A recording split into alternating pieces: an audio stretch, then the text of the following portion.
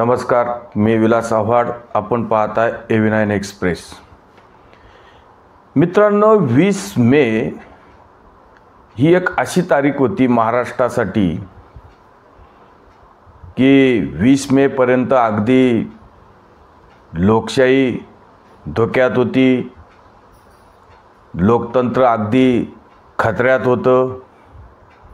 आता देशामध्ये, महाराष्ट्रामध्ये तानाशाही येणार होती.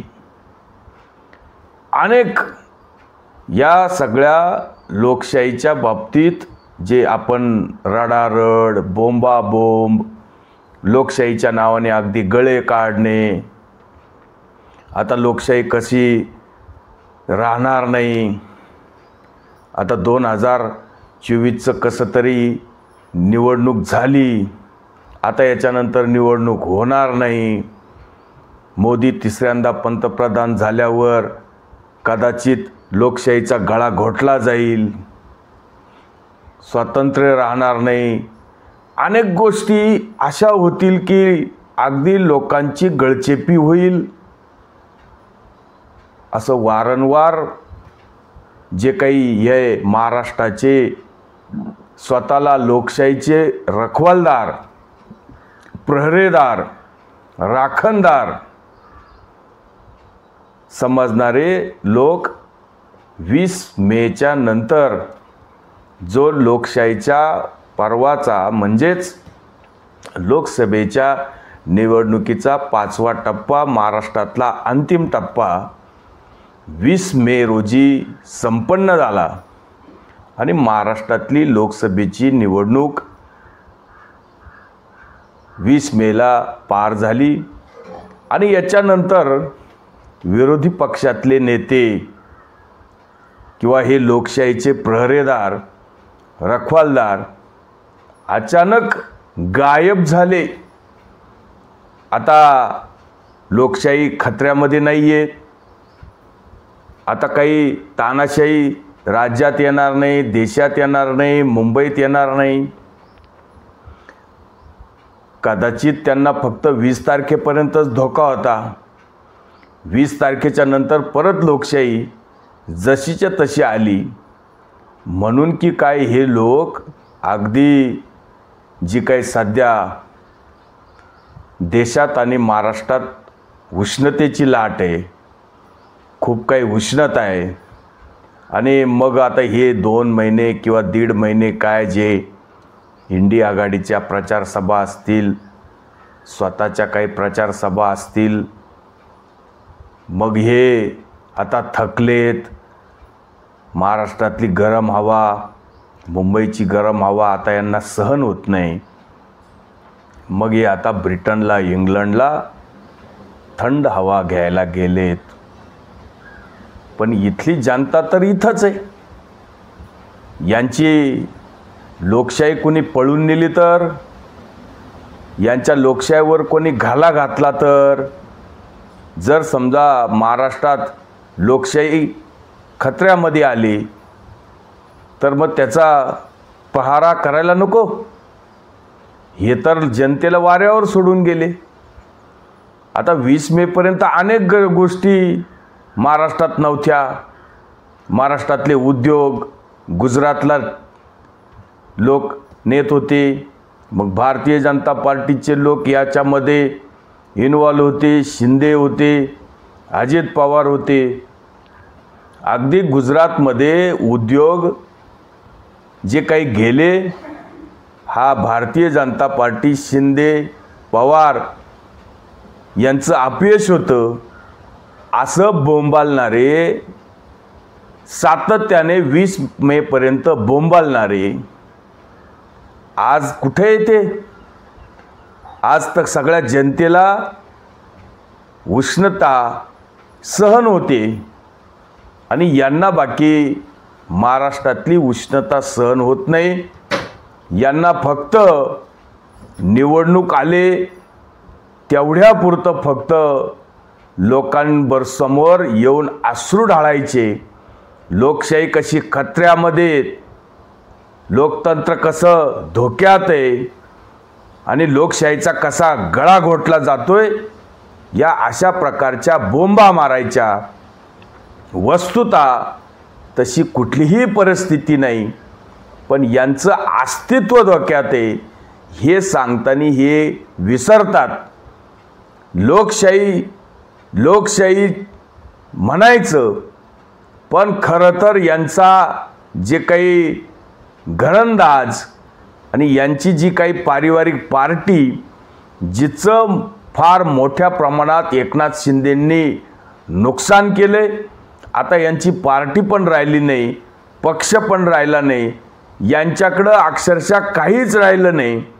फक्त तोंडामध्ये गटार गंगा शिल्लक आहे, याच्यापेक्षा दुसरं काहीच शिल्लक नाही.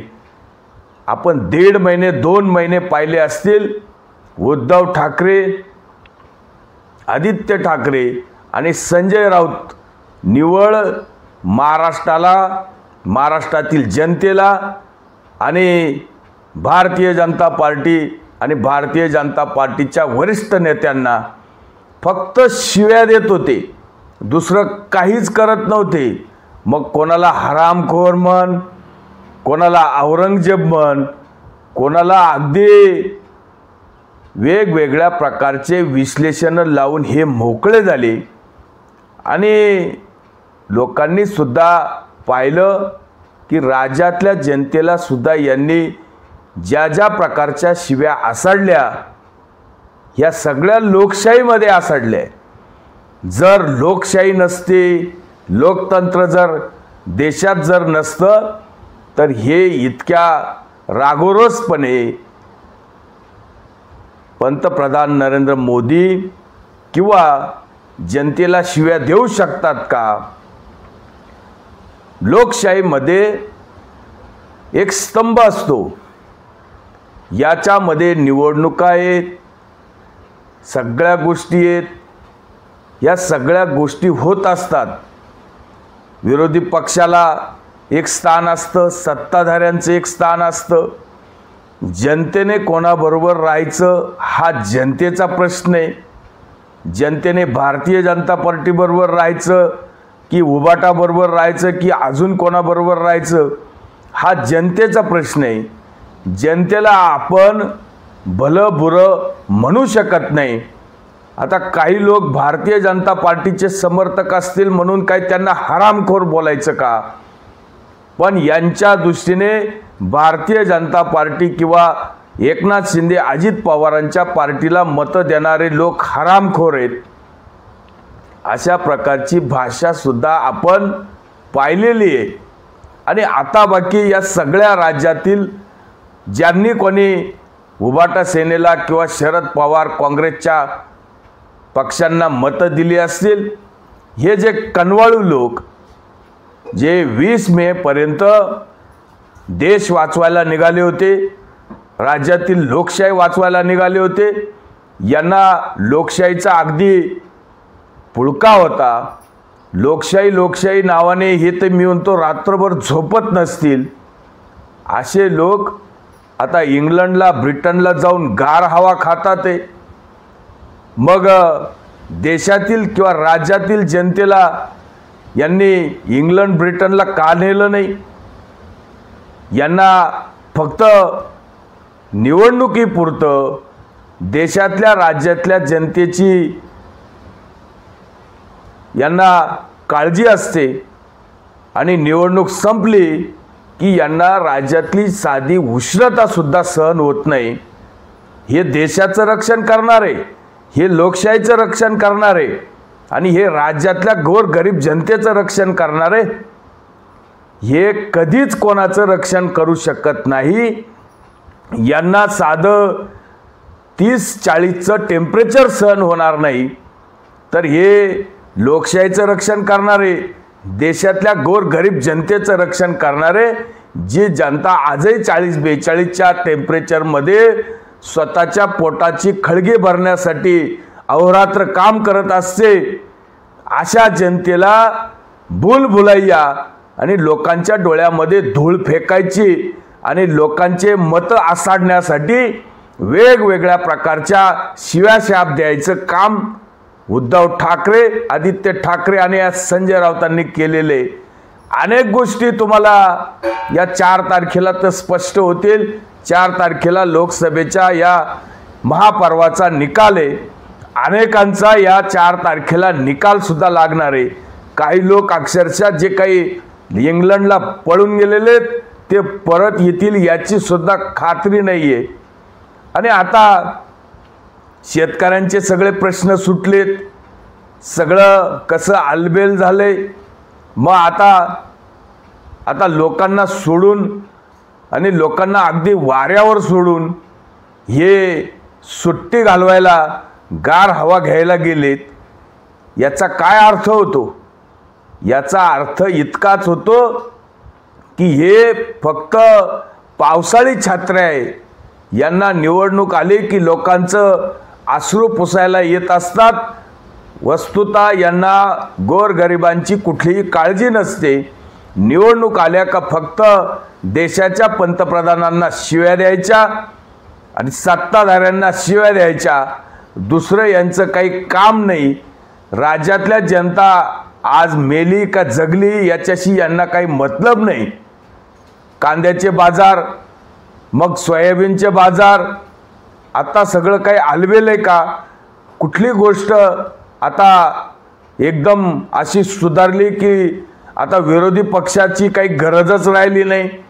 तेव्हा विरोधी पक्ष 20 तारखेपर्यंत सगळ्या दुनियाचा कायवारी होता। शेतकऱ्यांचा कायवारी होता, महिलांचा होता, युवकांचा होता। अगदी ज्या नाही त्या गोष्टी या लोकांनी उकरून काढल्या। अनेक भांडणं, अनेक तंटे, अनेक गोष्टी, अनेक समाजाचे आरक्षण, त्याच्यावर सुद्धा यांनी तेलमीठ टाकून अनेक जातीमध्ये भांडणं लावण्याचं काम केलं।